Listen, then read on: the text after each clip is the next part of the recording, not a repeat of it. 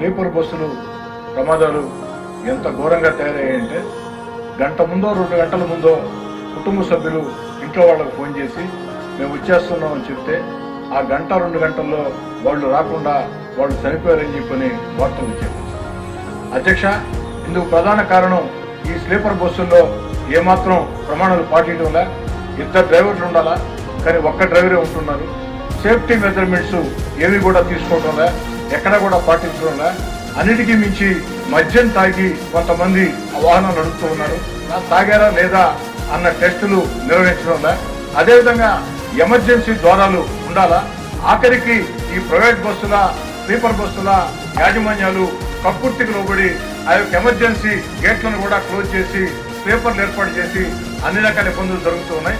అధ్యక్ష, 10 ప్రమాదాలు జరిగితే నాకు తెలిసి దాంట్లో 1-2 ప్రమాదాలు, మిగతా ఎన్ని కూడా నిర్లక్ష్యంగా జరిగిన ప్రమాదాలు. ఆ నిర్లక్ష్యంగా జరిగినప్పుడు ఆ నిర్లక్ష్యంగా ప్రాణాలు కోల్పోతే వారి మీద ప్రమాదాల కేసు పెట్టకుండా, అంటే యాక్సిడెంట్ కేసు పెట్టకుండా హత్యా కేసు పెట్టాలని, పీడీ యాక్ట్ పెట్టాలని చెప్పి నేను కోరుతూ ఉన్నా.